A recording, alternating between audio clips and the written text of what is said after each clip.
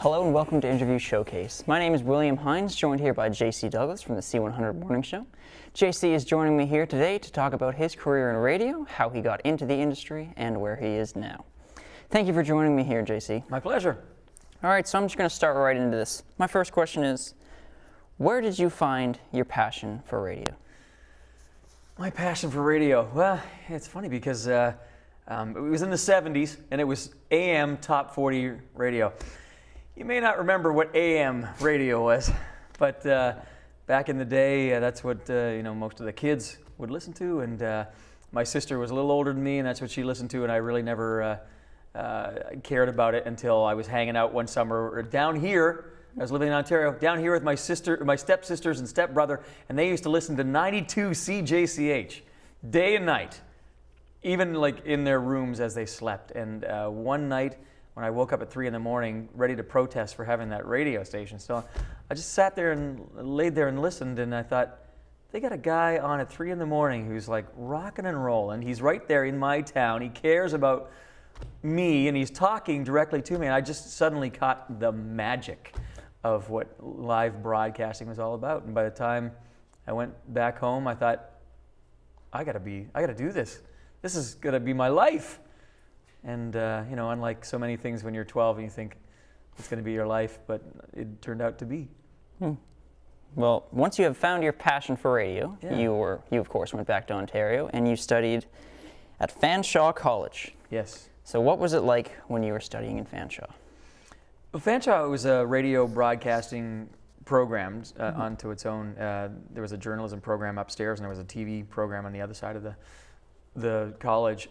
So it was pretty concentrated on radio for 2 years, which gave you a very well-rounded education in radio, which I'm really glad I have. I later worked in television and had absolutely no training in TV whatsoever, so I kind of short-sheeted myself there. But yeah, it was a great program, great people, great teachers, and gave us a great shot at the biz. Although it was no guarantee. Mm-hmm. That goes with anything, though. Yeah. And how did you set yourself apart from your classmates? Well, you know what? I honestly, I don't think I have any particular talent. I've got a fairly jovial demeanor, a little bit of the ability to think from time to time, and a good work ethic. And honestly, I think the work ethic, more than anything, set me a bit apart. I've always been able to conquer the shortcomings by just working harder at it than most people are willing to give it. So I guess if there was one thing, it would just be, hard work. Well, thank you. How did you get into your first job? We were encouraged to send resumes and tapes to, I think it was 40 stations, and I sent 20 to Ontario stations and 20 to Nova Scotia stations because I was from here originally and wanted to come back. My dad was still here, and I got a couple of nibbles down here, one from Q104 and one from CKBW in Bridgewater, and CKBW was the first one, and I took the offer. And of course, Bridgewater is where you first worked. You said you had relatives. How was the transition from Ontario back to Nova Scotia?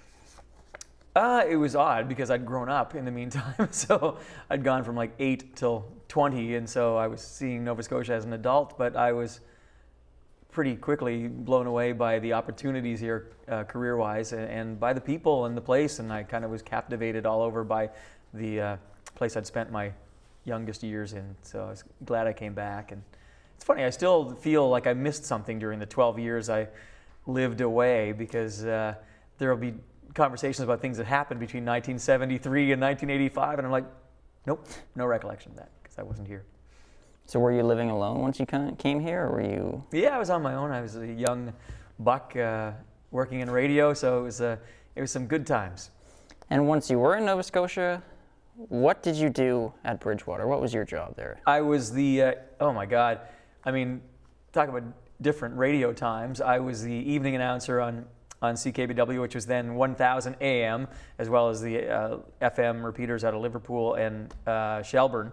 And the show began at 5:55 p.m. with a sports cast. From 6 till 7 p.m. It was all block programming on the station's time. 6 to 7 p.m. was an hour of adult contemporary that continued over from the afternoon show. And then 7 to 11 p.m. was the Top 40 show, which is really why I wanted to be there in the first place, because I wanted to work at CJCH in Halifax, so I was all excited about doing, you know, some kind of Top 40 radio thing. And I had just done a work term at 1050 Chum in Toronto, which was then an AM Top 40 powerhouse. It was in his last year as an AM Top 40 station. But that I was totally like bug-eyed over having just experienced that. So I wanted to do a Chum show or a CKLW, the Big 8, you know, from Windsor, Ontario. I wanted to do that kind of show on CKBW in Bridgewater, and so I had that opportunity between 7 and 11 p.m. nightly. I was not up to the par of the Big 8 and the Chum jocks, but I certainly had a fun time doing it. And then from 11 until 1 in the morning, we had a thing called Stardust, which was a complete change of format there, and basically I think it was just music selected by the program director Bob McLaren to fall asleep to. And then from 1 until 1:15 in the morning, after the broadcast news, top of the hour newscast, we'd pick up at like 1:04 and do news and then sports and weather until about 1:11, 1:15 or whatever, and then we'd power down the transmitter for the night. Oh. Yeah. So you talked a lot about your schedule. How has that changed from then to now? How is your schedule looking now? Now I'm getting up right around the time I got home back then, because I'm actually doing mornings at C100. I've been doing that for a year and a half now, and it's the first time I've ever been the regular host of a radio morning show. I'd done morning television for like back in 98, 99 with breakfast television.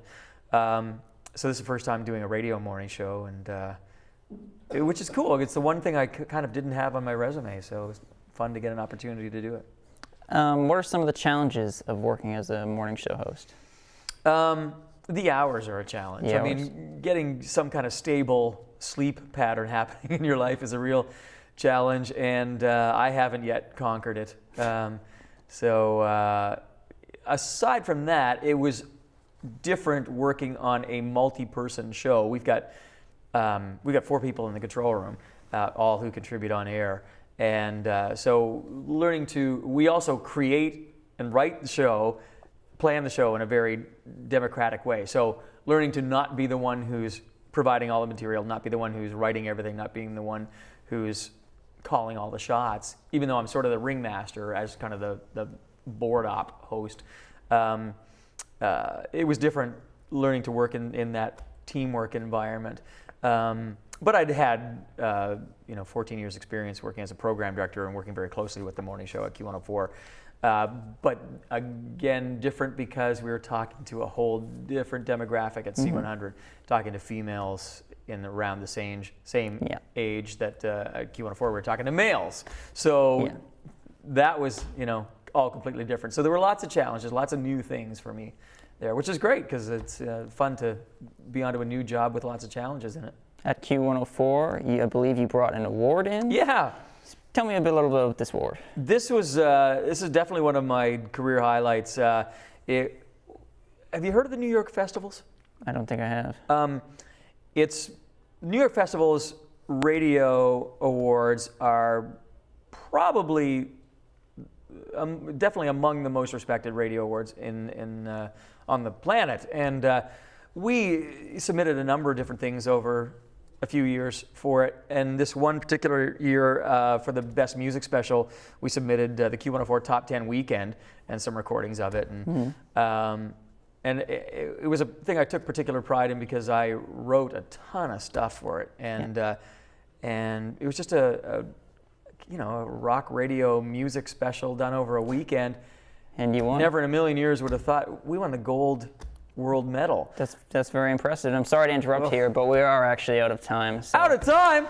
Yep. I want to show my medal and my award off a little bit more. Well, thank you very much, JC. Today I was joined by, of course, JC, and he did win that back in 2003. 2003? So thank you so much for joining me, JC. You're very welcome. Sorry, I should have more decorum.